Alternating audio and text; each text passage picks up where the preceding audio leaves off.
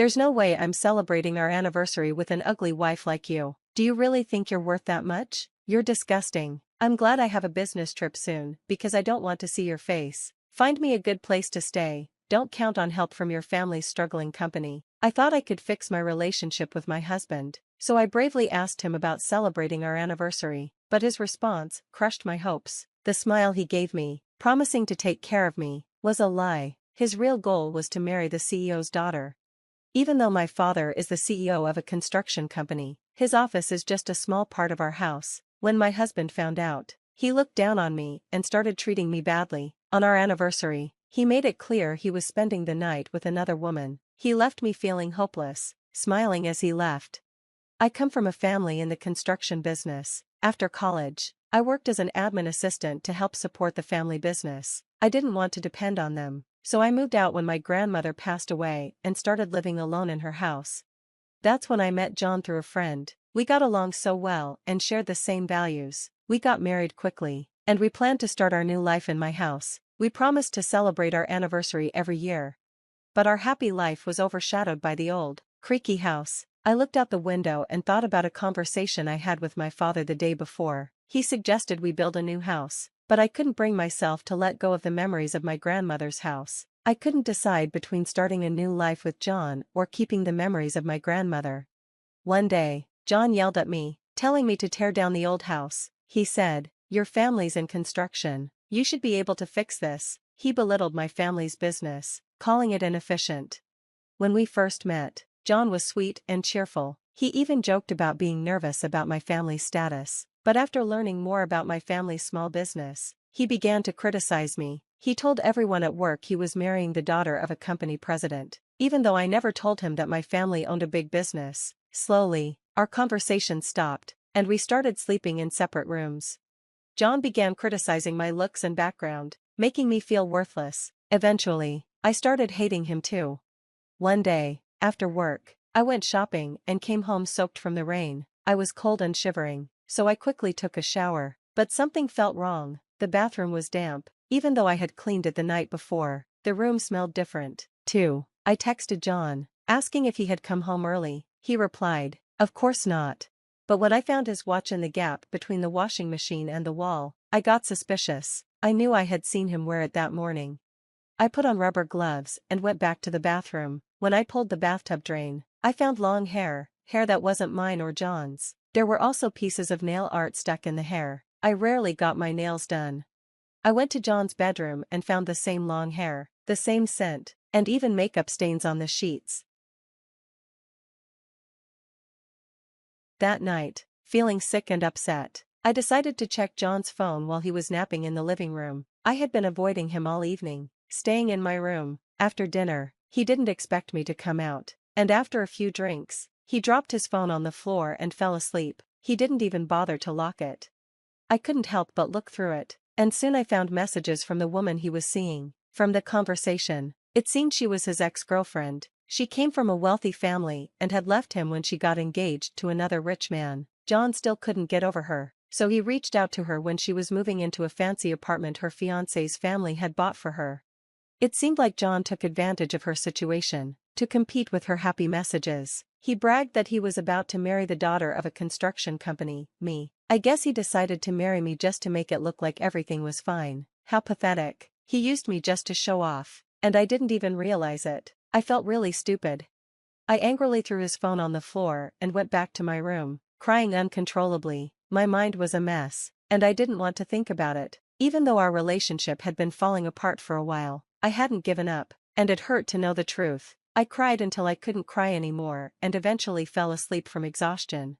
The next morning, I woke up to the sound of John leaving for work. I quickly wiped my swollen eyes and thought about what I should do. All I could think about was how kind John had seemed at the start. It was hard to believe it was all a lie. He could have divorced me when he realized I wasn't what he expected, but he didn't. I thought maybe there was still a chance for a fresh start. That day, I made his favorite stew and waited for him to come home. I always made it from scratch, and he would tell me it was the best. I remembered how he used to smile so happily when he ate it. When he came home, he didn't say much, but he ate the stew happily enough. "Hey, our anniversary is this weekend. Do you remember our promise? How about we go out together?" It hurt to live like this, without being able to talk to each other. We don't have to do anything special. I just want to be with you. I want to share things with you and have real conversations. I gathered the courage to say this, though I wasn't sure if it was nerves or fear that made me tear up. I wiped my eyes as I looked at his face, hoping he'd take me seriously, but his response shocked me. Ugh, you're gross. A reclusive pig suddenly wants to spend our anniversary together? What's so special about you that you deserve to be celebrated? An anniversary only matters if you actually care about each other. Otherwise, it's just another day. There's no anniversary with you at all. I don't even remember our stupid promises. Stop saying weird things. John sneered at me with disgust, like I was nothing to him. I feel sick, he added, before storming out to buy some beers. I retreated to my room, feeling crushed, and started crying again. That night, he was passed out drunk in the living room. I wondered if he enjoyed mocking me as he drank. I decided to check his phone again and found that he had made a reservation for a fancy dinner with his mistress on the day of our anniversary. Ironically, it was also the anniversary of their relationship. It hit me, everything about our marriage had been a mistake. There was never any love from him. I was just a status symbol to him, a way to maintain a comfortable life. I collapsed, trembling with no tears left. He left for a supposed month-long business trip the next day. He told me to check out short-term apartments for him while he was gone, since my family was in construction. He thought I could use our connections to find something good. Though his sarcasm showed how little respect he had for me, I didn't care anymore. I knew his business trip was just an excuse to spend time with his mistress before her wedding. Checking his phone had become a regular habit. I hated myself for it, but it gave me the information I needed. Good luck on your trip, I said with a smile, pretending I didn't know anything. The next week, I made a call, set things in motion, and rushed to get ready. I was excited and relieved to finally take action. 1 month later, while I was at work, John called me several times. I didn't answer at first, but his calls became annoying. When I stepped out to answer, I was shocked by what I heard. Where is the house? It's gone. And the land's up for sale. What's going on? John was yelling so loudly, I didn't need to put the phone on speaker. Well, you told me to get rid of it quickly, I replied calmly. I asked my father to help. What's wrong with that? John was furious. There's no way your small business could do this in a month. Who helped you with this? Don't try to fool me. I kept my voice even, though I was barely holding back laughter. You looked at my parents' house and assumed it was small and nothing special, but did you ever look deeper into my family's business? John started searching frantically on his phone. He was stunned when he realized the company on the sign was one of the biggest in the area. We're not just a construction company, I continued. We handle demolition and building too. The land sold well, and the demolition was completed in a week. It was the last big project of the year, and it was a gift to me from my grandmother. I'd been struggling with the decision, but in the end, I'm grateful it helped me make it. Thank you so much, I said cheerfully, though I could imagine how pale and shaken he must have been. He started panicking. Did you throw away my stuff? My computer? My work files? Do you even realize what you've done? I smiled. Of course not. My stuff went to my parents' house, and yours went to the right place. It's a little early, but consider it your Christmas gift from me. The boxes should be arriving today. The sender's name is yours, and I've written the address. I'm sure you and your people can sort it out. John was too frantic to even respond, and I could tell he was too panicked to hang up properly.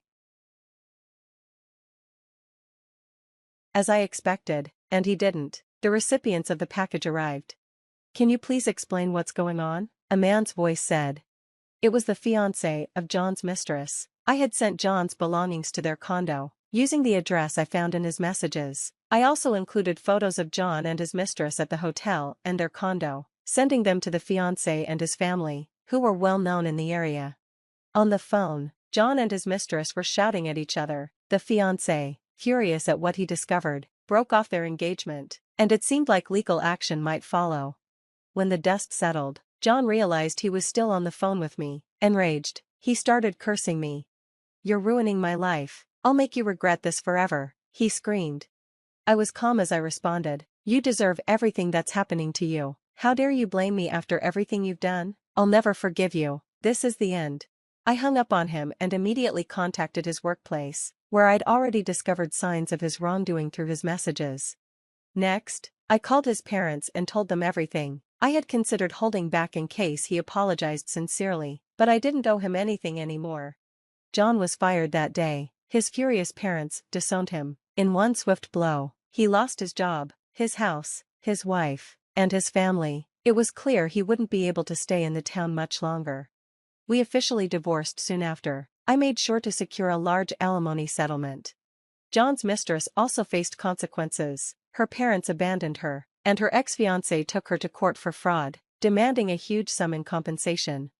Both of them had brought disgrace to themselves. John's career was permanently damaged, and his mistress was left with a tarnished reputation. They likely struggled to make ends meet in a small, shabby apartment.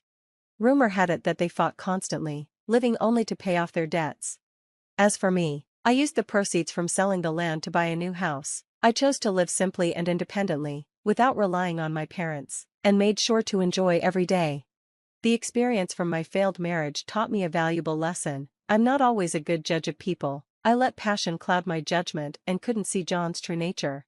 Though I was hurt, I refused to let it define me. I was determined to learn and grow. I wanted to be more discerning in the future and gain confidence in myself.